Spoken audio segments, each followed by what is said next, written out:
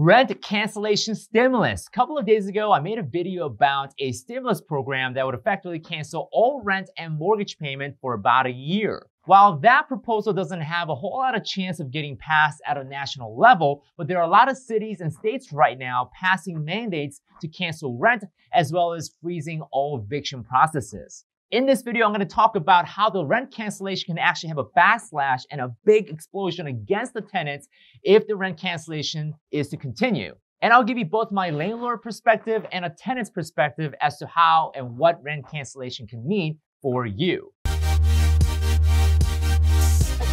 Hey, what's going on, everyone? This is Sam Kwok here, one of the Kwok Brothers. And as you know, there are many cities and states right now canceling rent as well as banning evictions completely. But before we get started in this video, tell me below, are you a landlord or are you a tenant? I want to know who's all watching. And also, before we dive in, be sure to subscribe to our channel if you want to learn more about stimulus programs and updates on the economy as well as real estate investing. So I'll say this up front and let you guys know that I'm a landlord myself, but I'm also a tenant. So I'll give you both perspective as a landlord and a tenant and what it means for the rent cancellation. And I'll finish off the video with letting you know what my thoughts are, my opinions, as well as why the rent cancellation mandates can actually have a negative consequences against the tenants. Now, for my tenants watching this, I know there's a lot of fear and you're afraid of what could possibly happen if your landlord evicts you. But let me go and quickly show you how a landlording business works and why your landlord is so adamant or afraid or might be fearful about even having a conversation with you in the first place. A lot of people think that landlords live in a fancy mansion, they drive around in fancy sports car, and they buy all these fancy bags. Well, there might be some landlords that may fit into that category, but vast majority of the landlords are just ordinary people with families and they have a job on the side and this is their side gig or side business. They're just trying to get to where they want to retire and that's all they are. And in fact, there are 8 million landlords that own less than 10 houses. And quite frankly, they're just ordinary people like you and I. Instead of investing into a 401k, they simply decided they want to invest in real estate and they thought that that was a better investment. And when you pay your rent to your landlord, the landlord doesn't keep the entire amount of the rent, and here's why. Typically, savvy landlords will set aside 10% of that rent for repairs or future maintenance or any improvements that they gotta make on your rental property. And part of your rent also goes to the property taxes, which ultimately funds the public schools and public programs and supplemental programs for people who are struggling. The landlord also has to pay insurance in case the house burns down or there's some damages to the property. The insurance needs to be there to take care of any accidents. And if the landlord is represented by a property manager, the landlord has to pay 8 to 10% of a fee of the rent that they collect as a fee to the property manager. In most case scenarios, 50% of the rent that you pay to the landlord goes into paying for expenses. Not to mention, the landlords also have to pay mortgage payments on top of that if they bought using bank financing. So in most cases, landlords are only taking a very small margin or a chunk as their actual profit, and vast majority of the rent goes to the mortgage as well as the expenses to keep the property running. And some landlords may rely on their rent check just like how you rely on your job. But in just a minute, I'll explain why a rent cancellation law could actually hurt you as a tenant more than the landlord in the long run. Now, for my landlords watching this, I totally get your concern because I can relate. I'm a landlord myself and you're worried even just to stay afloat and just to even break even on your business. At the same time, your tenants are scared out of their minds, afraid that they could be homeless or they could be thrown out in the street. And the philosophy that I have about this business is that real estate is a people business. And if you don't have the interpersonal communication skills, you might have a harder time being successful in your business. But at the same time, I totally get that the tenants are bound by a lease to pay their rent no matter what happens. And most tenants want to pay their rent and they want to do the right thing. And I'm fortunate to have good-hearted tenants that pay rent and were willing to work with me in most cases. In a time of crisis where many businesses, even big businesses like airline companies, hotel companies, they're suffering as well, we may have to be more flexible and adaptable to the times. So for my landlords watching this, I do have some suggestions as well as opinions as to how to best get around some of the scenarios that you may run into. One of the first suggestions I would give is set up a payment plan with your tenants, or at least let the tenants be late or carry a balance in exchange with a promise that you won't evict. These tenants are simply scared out of their minds that you might evict them and they might might go homeless. So you might settle for an arrangement or a negotiated plan whereby you won't evict the tenant as long as the tenant is willing to pay the rent or is trying to pay the rent throughout the process of this pandemic. I'm not saying that you shouldn't collect any rent at all. I'm saying that try to work with your tenant as much as possible and see that you can get some sort of cooperation from your tenant. And yes, there will be tenants that will simply not want to cooperate with you and they'll give you radio silence. And for my tenants listening to this, that's a bad idea. Cooperate with your landlords.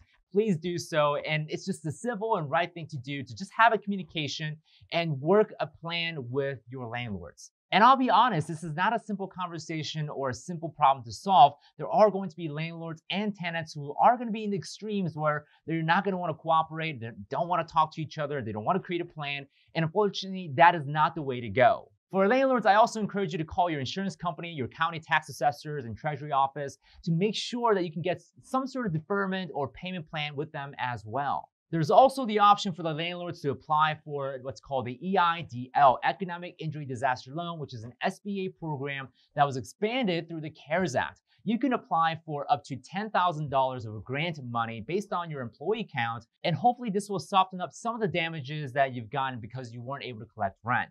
Right now, everyone is hurting one way or the other, so we need to employ leadership as to how to take a conversation onto the table to make sure we bring a unified and a cooperative solution for a win-win scenario for both tenants and the landlords. And I'm not here to point fingers to anybody. We all need to exercise our responsibility. And for landlords that are watching this, I know it's not your fault. This global pandemic, we didn't see it coming necessarily. And all we can do is focus on what we can control and what we can change versus what we can't control and what we cannot change. So tell me what you guys think so far. Do you agree with my comments as well as my opinion? Comment down below as well as smash the like button if you do agree.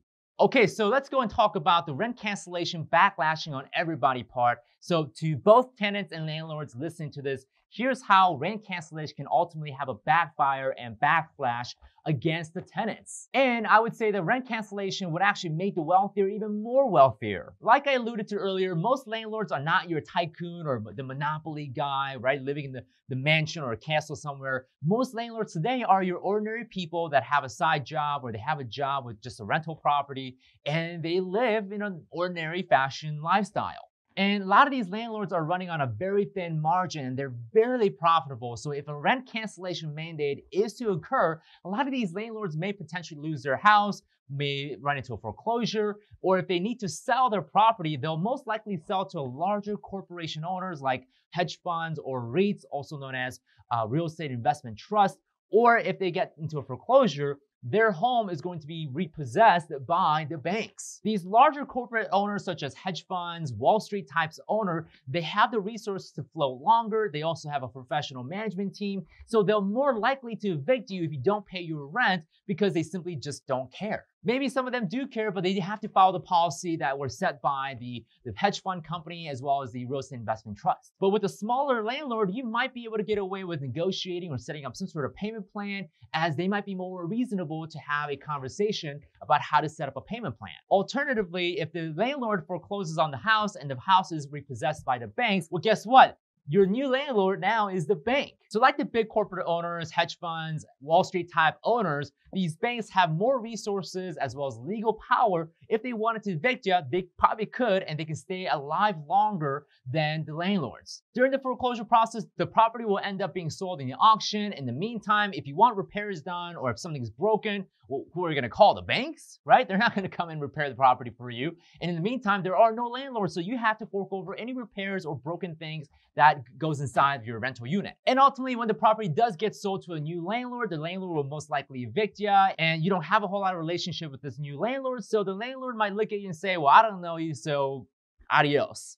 My point here is that if you are a tenant watching this and your landlord is a small-time landlord, try to work with your landlord as much as possible because they want to work with you. They don't want to evict you because evictions cost money, it takes time, and it takes so much energy off the landlord. It's better that we work with you to make sure that there's some sort of payment plan, or we work with you so that you can stay and maybe the rent can be paid later. And trust me, no landlord wants to go through an eviction process if they have the option to continue working with the tenants and allow them to stay as long as they're paying the rent. So if you really want to kill your landlord and let a larger corporate owner to come in to take over, Be my guest. Plus, if more and more of these rental properties are getting taken over by larger corporate owners, REITs, and hedge funds, it's kind of like your local restaurants being taken over by McDonald's. We definitely want to promote individual home ownerships as well as allowing small-time landlords to stay in business. If you're a landlord watching this, try to set up a payment plan or work with your tenants, be a little compassionate.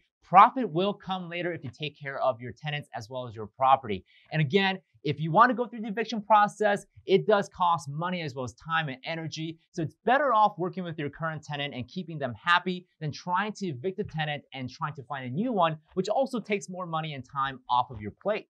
At the end of the day, I do believe in having a profitable landlording business, but also balanced with welfare of the tenants as well as the building. So we all have to remember that both tenants and landlords are people and human. We need to treat each other with respect. We need to work together to come up with a better solution than just evicting people or rent collection or going on a protest. I don't think these are the answers to the bigger problem at hand. And I feel very passionate about this issue because I believe in a balanced approach in solving problems. And if you feel the same way, comment down below and smash the like button and turn that like button to blue. Ultimately, my channel is dedicated to helping landlords run a successful business. And what I mean by successful business, not only it's profitable, but it's also keeping the tenants happy, the building in great shape, and also having a good life in general. So guys, if you are a landlord, definitely subscribe to this channel. And if you're a tenant, and maybe you want to become a landlord yourself someday to grow your wealth and also have some sort of business in place. So if you want to learn how to do that, subscribe to our channel. And again, I'm not here to take sides here or point fingers at anybody. I want both tenants and landlords